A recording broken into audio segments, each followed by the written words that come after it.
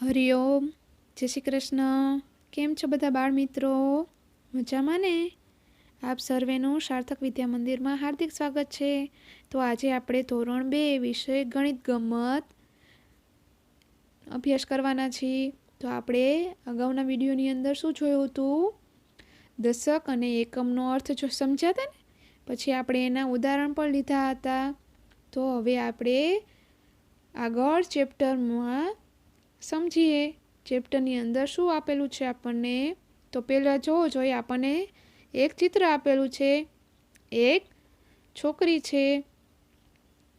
તો આપણે એને એક સરસ મજાનું નામ આપી દે. આપણે એને શું કહેશું? ટીકુબેન. પછી બીજા ચિત્રની અંદર આપણને એક ભાઈ બતાવેલા છે, તો એનું આપણે નામ શું રાખશું? રામુ કાકા. તો હવે આપણે જોઈ લઈએ પાઠની અંદર શું કહેવા માંગે છે આપણને. તો ટીકુબેન કંઈક કહે છે. શું કહે છે ટીકુબેન? ટીકુબેનને આપણે શું કરવાની છે? મને મદદ કરો. એટલે ટીકુબેન આપણી પાસે મદદ માગે છે. એને કાંઈક સમજાતું નથી, તો આપણે એને મદદ કરીએ. તો ચાલો, ટીકુબેન શું કહે છે? કાકા, હું 18 રૂપિયાની પેન્સિલ ખરીદવા ઈચ્છું છું. શું કહે છે ટીકુબેનને? શું જોઈએ છે? 18 રૂપિયાની પેન્સિલ જોઈએ છે. એને લેશન કરવું છે એના માટે. તો મારી પાસે ફક્ત 10 રૂપિયાની કેટલીક નોટ અને 1 રૂપિયાના સિક્કા છે. એની પાસે શું છે? 10 રૂપિયાની કેટલીક નોટો છે અને 1 રૂપિયાના બાકીના સિક્કા છે. મારે તમને કેટલી નોટ અને સિક્કા આપવા જોઈએ? તો હવે એનો પ્રશ્ન શું છે? મારી પાસે 10 રૂપિયાની કેટલીક નોટો છે અને બાકીના બધા રૂપિયાના સિક્કા છે, અને મારે 18 રૂપિયાની પેન્સિલની ખરીદી કરવી છે. તો મારે તમને કેટલા રૂપિયા આપવા જોઈએ? તો આપણે સૌથી પહેલાં સંખ્યા લખશું. કેટલા રૂપિયાને પેન્સિલ ખરીદવી છે? તો 18 રૂપિયાની ખરીદવી છે. તો હવે આપણે એમાંથી દશક અને એકમ ગોતી લઈએ. તો એકમ કયો અંક થશે? તો આપણે વ્યાખ્યામાં જોયા કે જમણેથી પહેલો અંક હોય એને શું કહેવાય? એકમ કહેવાય. અને એની પાછળ બીજો કોઈ અંક દર્શાવવામાં આવતો ન હોય. 8ની પાછળ કોઈ અંક નથી ને, તો એકમ કયો થયો? 8ડો થયો ને. તો 8મ એકમ છે. અને પછી જમણેથી ડાબી તરફ આવવાનું ને દશક શોધવા માટે. તો જમણેથી ડાબી તરફ કયો અંક છે? 1ડો. તો 1 દશક છે. તો હંમેશા તમારે યાદ રાખવાનું, કોઈ પણ 10 અંકનો અંક હોય, 1 હોય, 2 હોય, 3 હોય, તેની પાછળ હંમેશા શું લાગશે? શૂન્ય. એટલે 1 દશક છે તો શું લાગ્યું? શૂન્ય લાગ્યું. તો કેટલા થયા? 10. અને એકમને અંકમાં કેટલા છે? 8. તો હવે 10ની કેટલી નોટો આપવાની રહેશે ટીકુબેને? 10 લખેલા છે. એની માટે એની પાસે કેટલી ઘણી નોટો છે ને 10ની. તો કેટલી નોટો આપવાની રહેશે? 1 નોટ. અને 10માંથી આપણે 10 અપાઈ ગયા. હવે કેટલા આપવાના રહ્યા? 18માંથી 10 જાય તો 8. તો 8 રૂપિયાના 1 રૂપિયાના સિક્કા આપવા પડશે ને. તો 8 સિક્કા આપવા પડશે અને 10 રૂપિયાની 1 નોટ આપવી પડશે. હવે આપણે જોઈએ રામુ કાકા શું જવાબ આપે છે. રામુ કાકા શું કહે છે? 18 રૂપિયા એટલે 10 રૂપિયાની 1 નોટ અને 1 રૂપિયાના 8 સિક્કા. કીધું ને રામુ કાકાએ? આપણે કીધું એ પ્રમાણે જ રામુ કાકાએ કીધું. તો 10 રૂપિયાની 1 નોટ આપો અને 1 રૂપિયાના 8 સિક્કા આપો. તો અહીંયા ટીકુબેન આપે છે. જો 10 રૂપિયાની 1 નોટ આપી અને રૂપિયાના કેટલા સિક્કા આપ્યા? એને 8. છે ને સરળ? આપણે એકમ દશકની આપણે સમજૂતી લીધી એટલે આપણને દાખલા અને રકમ બધું સરળ લાગશે. હવે એવી રીતના નીચે વળી પાછું ટીકુબેન કંઈક પ્રશ્ન લઈને આવે છે. શું પ્રશ્ન લઈને આવે છે? 35 રૂપિયા આપવા માટે મારે કેટલી નોટો અને કેટલા સિક્કાની જરૂર પડે છે? હવે કેટલા રૂપિયા લઈને આવ્યા છે? 35 રૂપિયા એને આપવા છે. તો આપણે જોઈએ 35. તો 35 કેવી રીતના લખાશે?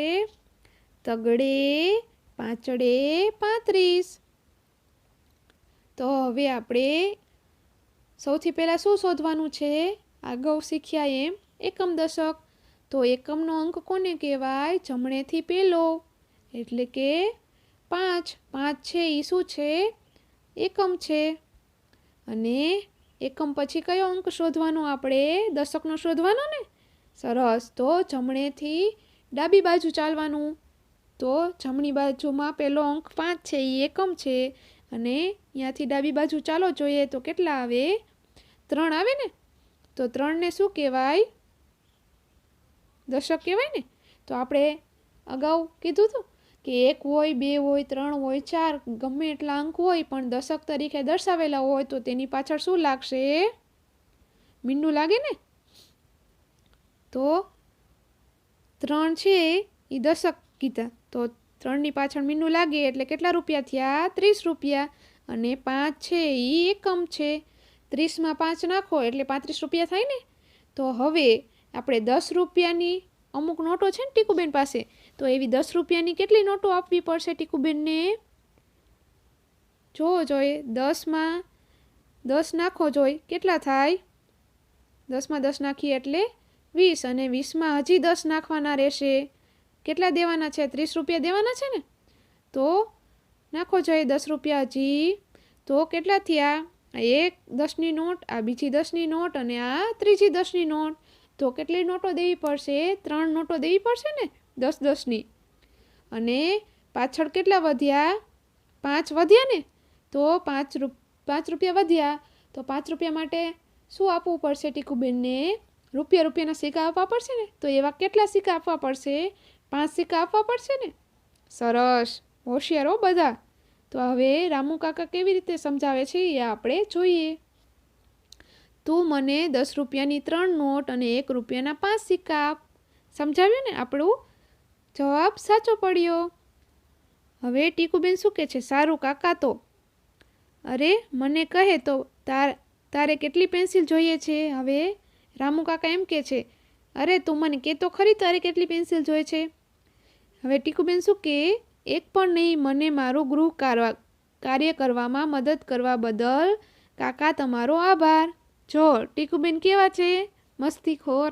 એને શું કીધું કે મારે એક પણ પેન્સિલ નથી જોતી, મારે તો ગૃહ કાર્ય હતું એકમ દશકનું, તમે મને શીખડાવ્યું એના માટે ધન્યવાદ એમ કહીને ટીકુબેન ભાગી જાય છે. હવે જો બાજુના પેજમાં તમે કાકાની મદદ વગર આ કરી શકો? હવે તમને પ્રશ્ન કરે છે, તમને કાકાની મદદ લેવાની નથી, રામુ કાકાની મદદ આપણે લેશું નહીં, તો તમે આ કરી શકશો? આ વસ્તુઓ માટે 10 રૂપિયાની નોટ અને 1 રૂપિયાના કેટલા સિક્કા આપશો તે દોરો. હવે આપણે જોઈએ આપણે કરી શકીએ છીએ કે નહીં. કરી શકશો ને બધા? સરસ. તો હવે આપણને પહેલાં શું આપેલું છે? પુસ્તકો ખરીદવા માટે એને કેટલા રૂપિયાની જરૂર પડશે? કેટલા લખેલા છે? બગડો અને પાછળ શૂન્ય. તો બગડે મીંડે 20 રૂપિયા આપવાના છે. તો એના માટે 10 10ની કેટલી નોટો જોઈએ? ગણો જોઈએ, સરવાળો કરો જોઈએ. 10માં બીજા કેટલા 10 ઉમેરી તો 20 થાય? 10 વત્તા 10 કરી તો 20 થાય ને? તો 10 રૂપિયાની કેટલી નોટો આપવી પડે? 2 આપવી પડે ને? આ એક 10ની નોટ અને આ બીજી 10ની નોટ, ત્યારે કેટલા થયા? 20 રૂપિયા થયા ને? તો અહીંયા આપણે કેટલી નોટો દોરવાની રહેશે? 2 નોટો દોરવાની રહેશે ને? અહીંયા તમારે પેન્સિલથી 10ની નોટ દોરવાની છે. પછી આપણે નીચે બીજું ચિત્ર જોઈએ. બીજું ચિત્ર કોનું છે? બોટલનું. બોટલની કિંમત કેટલી આપેલી છે આપણને અહીંયા? તગડો અને બગડો. તગડે બગડે 32 રૂપિયા આપવાના ને? તો 32 રૂપિયા. તો આપણે એમાં એકમ દશક શોધી. તગડે બગડે 32. તો એકમ દશક શોધીએ એટલે આપણને સરળતાથી આ પ્રશ્નનો જવાબ મળી જાય. તો એકમનો અંક કયો થશે? જમણેથી પહેલો એટલે કે બગડો એકમ અને જમણેથી ડાબી તરફ દશક આવે ને? તો દશકનો અંક કયો થયો? તગડો થયો ને? તો હવે આપણે તગડાભાઈ છે એ દશકમાં આવે છે. તો 3ની પાછળ શું કરવાનું? શૂન્ય લગાવી દેવાનું અને એમાં કેટલા નાખવાના? 2 રૂપિયા. તો 30 રૂપિયા અને 2 રૂપિયા ત્યારે 32 થાય ને? તો હવે 30 રૂપિયા માટે 10-10ની કેટલો નોટો લેવી પડશે આપણે જોઈએ. 10 વત્તા 10 એટલે કેટલા થયા 20, અને એમાં હજી એક નોટ નાખી જોશે ને ત્યારે કેટલા રૂપિયા થશે 30 રૂપિયા. તો 10-10ની કેટલી નોટો કરવાની 3 દેવાની, અને પાછળ કેટલા વધ્યા 2 રૂપિયા વધ્યા ને, તો 2 રૂપિયા માટે એક એકના 2 સિક્કા દેવાના રહેશે.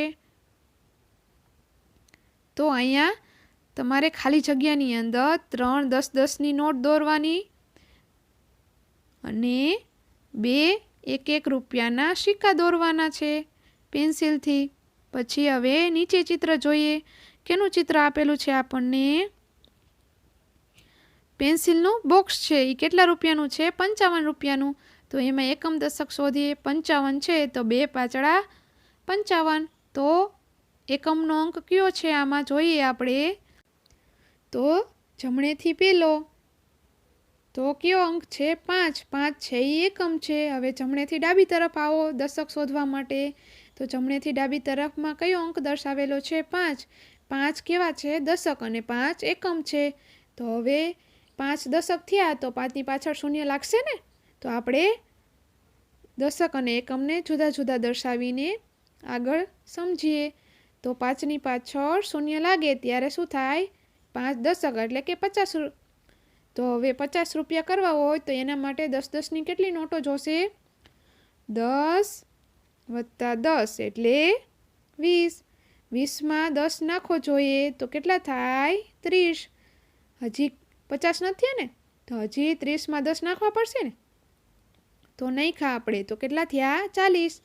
હજી 50 નથી થયા તો હજી 10ની નોટ હજી ઉમેરો. કેટલો જવાબ આવે? 50 આવે ને. તો કેટલી નોટ થઈ? 1 2 3 4 અને 5 નોટો થઈ ને. 10ની કેટલી નોટો આપવી પડશે આપણે? 5.